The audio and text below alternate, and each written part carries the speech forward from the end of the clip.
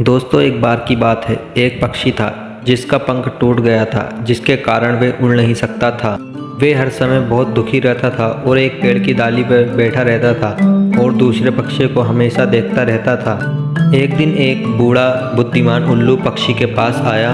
उल्लू ने कहा, तुम इतने उदास क्यों हो? पक्षी ने कहा, मेरा एक पंख टूट गया है और मैं उड़ नहीं सकता। मैं अन्य पक्षियों की तरह नहीं हूँ। उल्लू ने कहा, आप अलग नहीं हैं, बस आपका एक पंख टूटा हुआ है, लेकिन आपके पास एक सुंदर दिल है, आप जीवित बचे हैं। पक्षी ने कहा, मैं जीवित बचे जैसा महसूस नहीं कर रहा हूँ, मैं असफल महसूस कर रहा हूँ। उल्लू ने कहा, आप असफल नहीं हैं, बस आपको चुनौती दी गई है।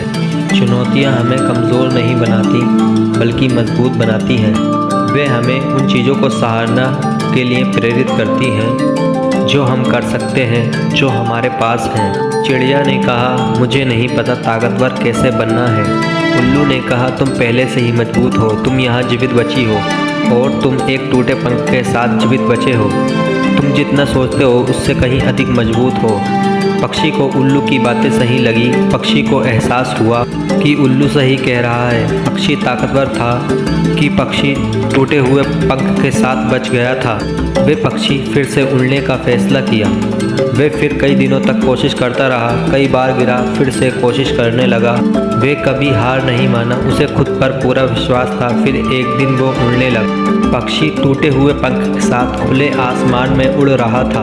तो दोस्तों इस कहानी से हमें सीख मिलती है, हम सभी मनुष्य हैं और हम सभी के जीवन में भी चुनौतियां हैं और हम कभी हार न माने और खुद पर विश्वास रखें तो हम भी उन चुनौतियों का सामना कर सकते हैं।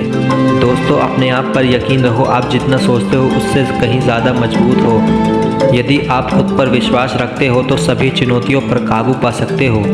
कभी हार न मानना, चाहे परिस्थिति कितनी भी कठिन क्यों न हो।